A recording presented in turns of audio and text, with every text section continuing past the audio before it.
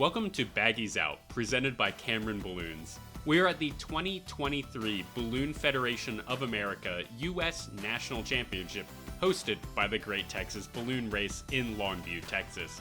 I'm Deiter. I'm Zerek. And here are the current standings after flight number 1. Bruce Wood in first, Jeremy Rubin in second, 58 points behind, and Joe Hartzell in third, 62 points behind first place. Day 3 of the competition on Thursday was put on hold due to low visibility that you can see here at the target location. Pilots were released from briefing to prepare for flight at the common launch area. During the hold, officials continued to monitor weather conditions and communicated with the target team. A supplemental briefing was called and flight was canceled when visibility did not improve across the flight area. Day 4, pilots and crew were awoken at 12:30 a.m. by an intense thunderstorm that knocked power out across most of Longview. Despite the storm, there was still an officials meeting held early morning to discuss conditions for the flight. As you can see from radar, the storm system had not cleared the area, therefore officials sent out a cancellation notice. Day 5 gave us our next briefing, where we had 5 tasks, starting with Task 4 of the event. Task 4 is a fly-in that shared a field with Task 5.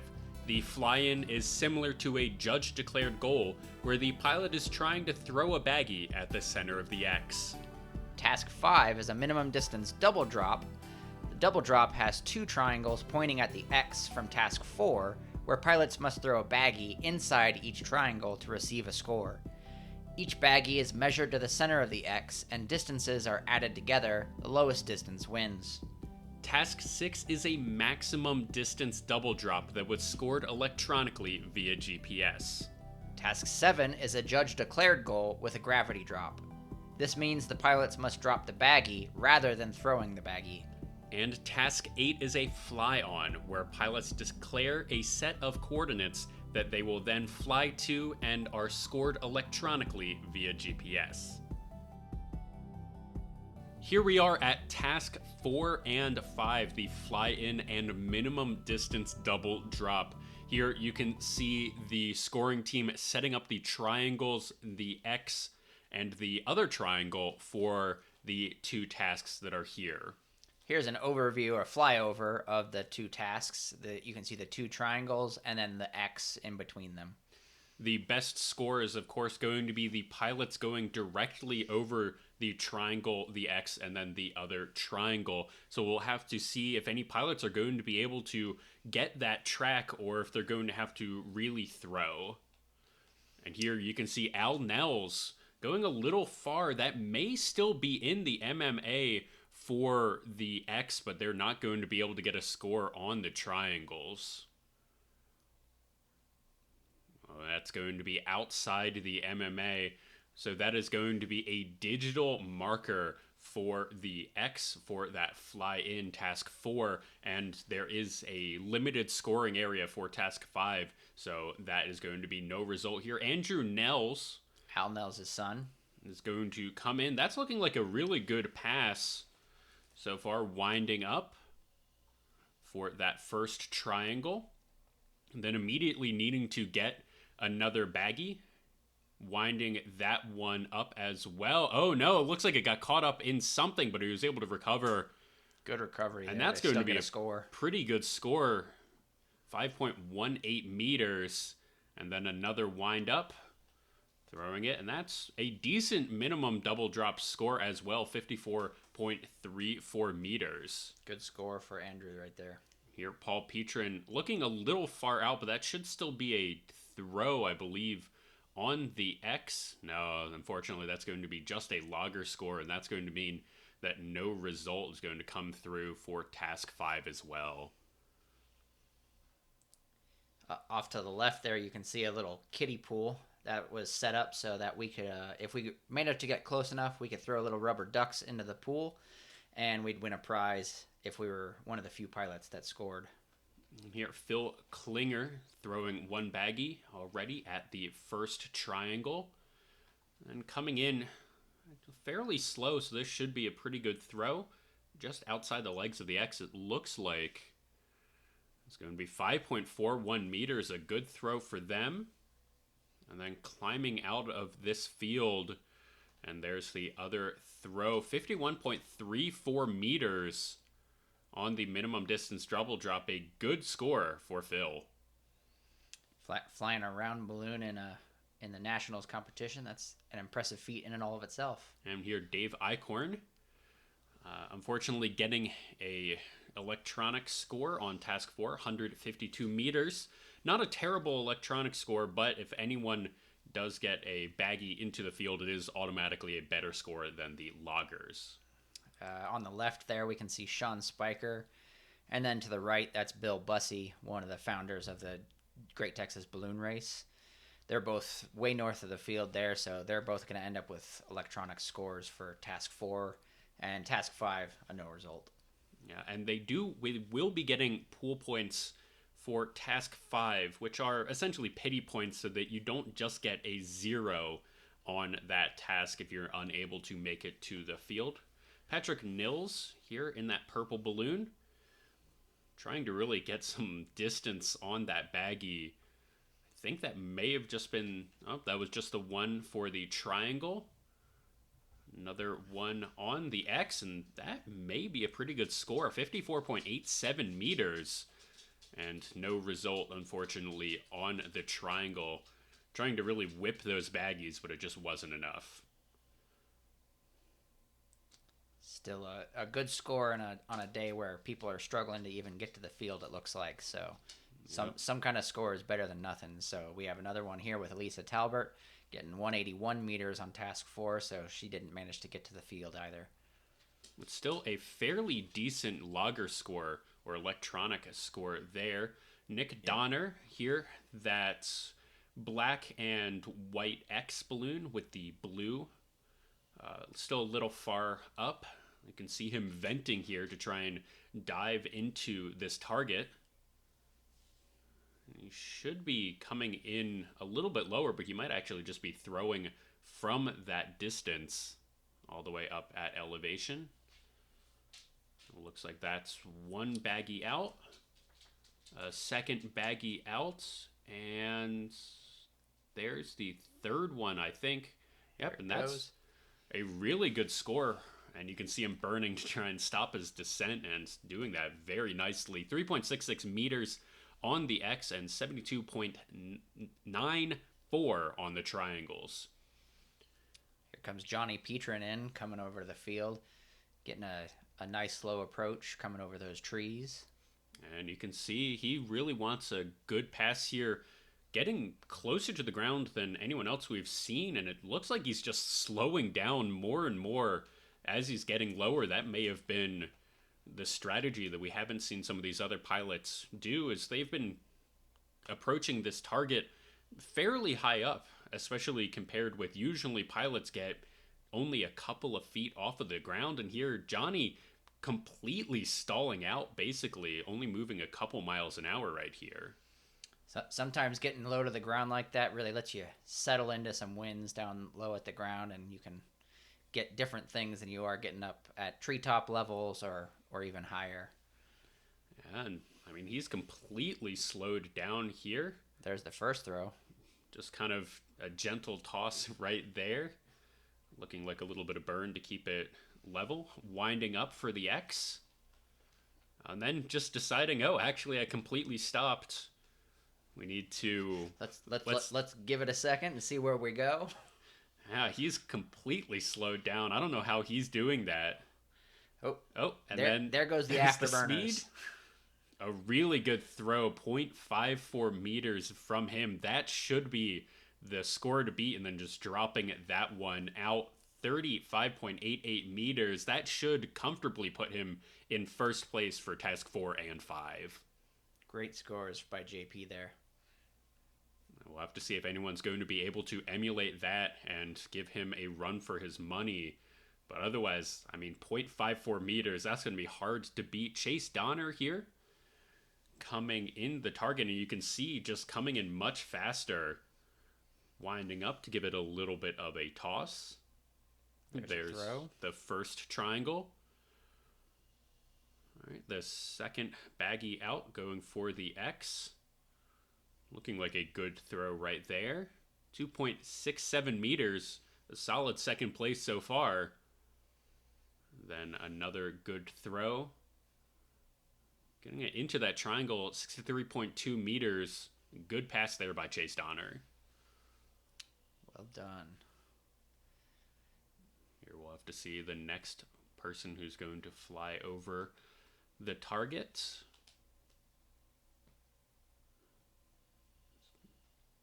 That is going to be Grant Pfeiffer. You're looking maybe pushed a little bit north. It's definitely approaching from high up, and yep, that's just going to be an electronic score for Task 4. 268 meters. Not a great score there. Is Brett Christian, the next one, approaching this field, and it looks like the winds may have actually shifted, and they're not getting the line across the target as they would like as this morning goes on. You can see a windup and a toss. I think that is just in a hope to get it into the field, and it's not even going to be that. 142 meters, an electronic score for Brett.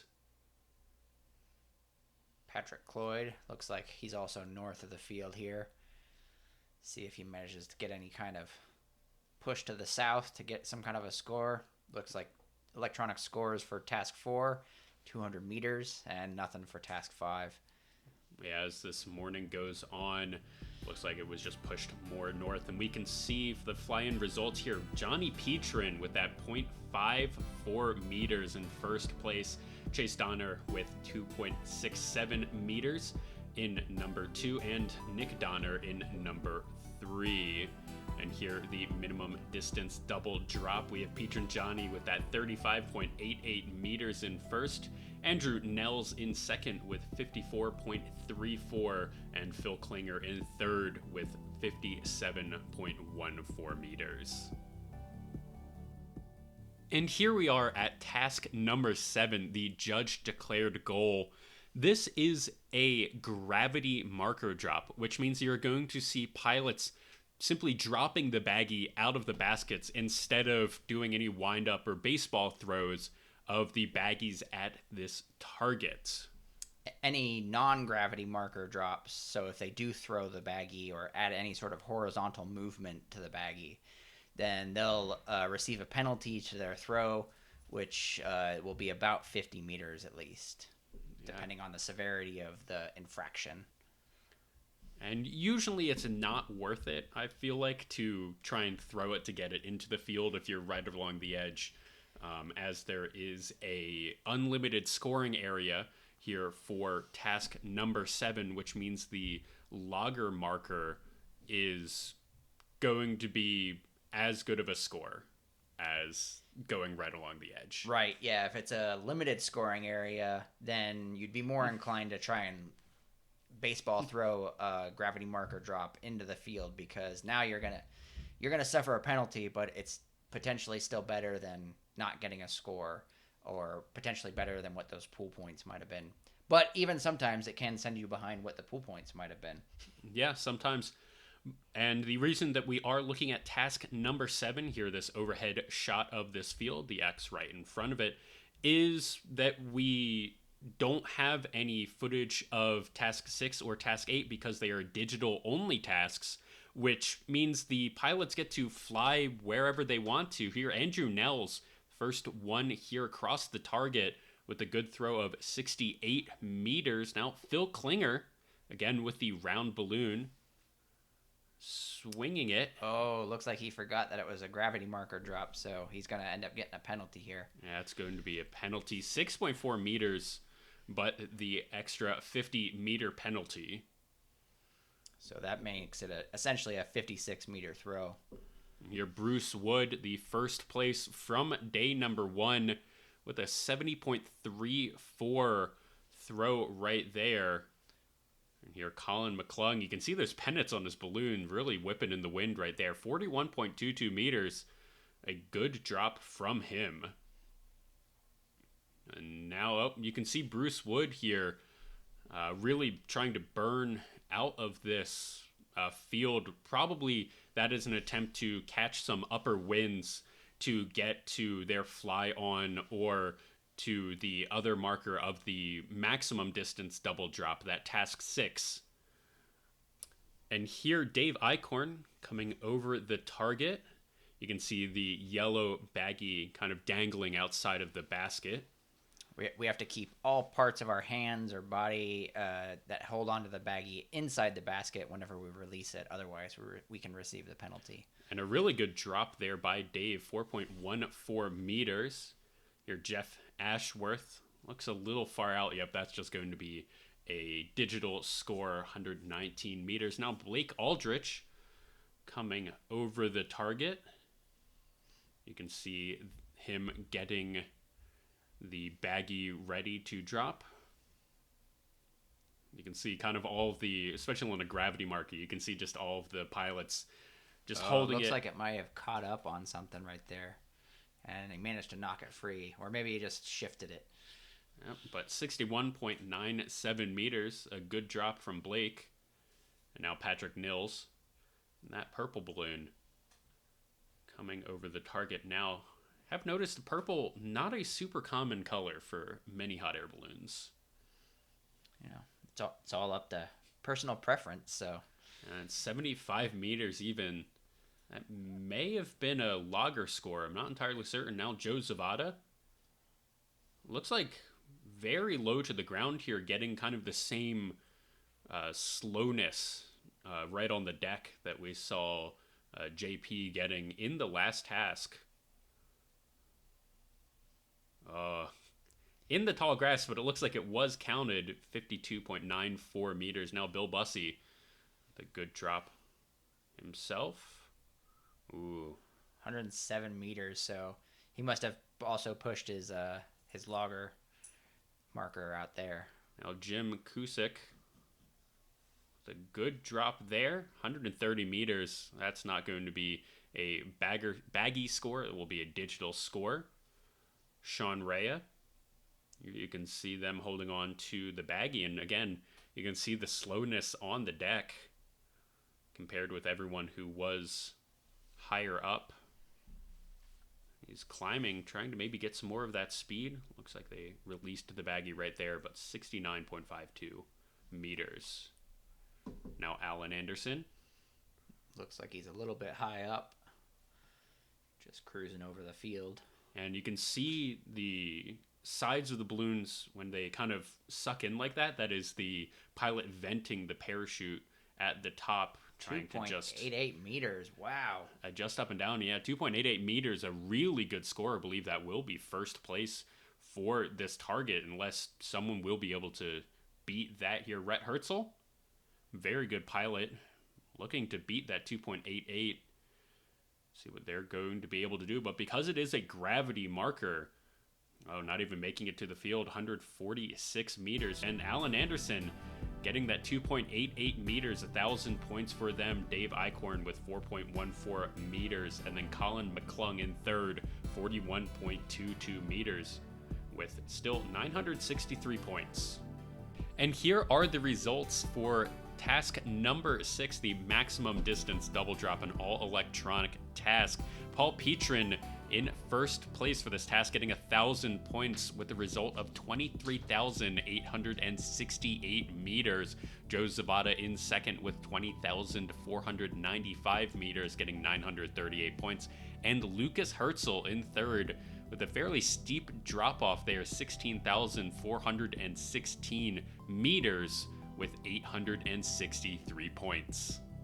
And now for the results of task 8, the fly on.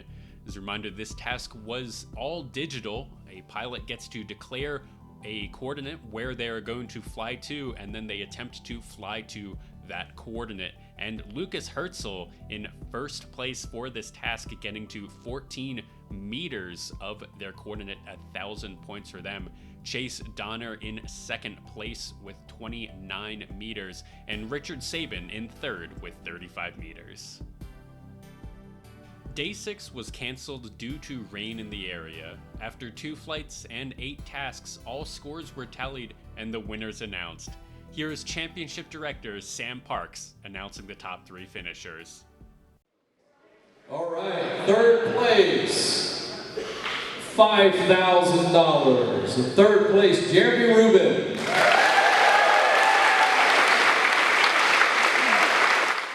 Second place, winning $7,500, John Petrie.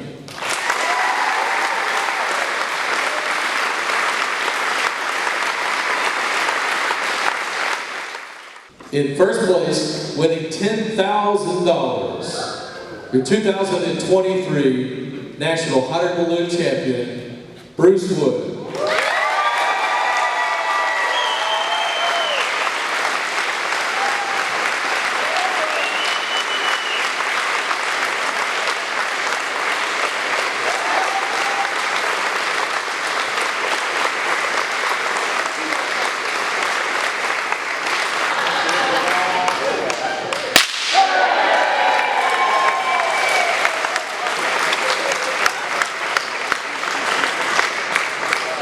Congratulations to one and all.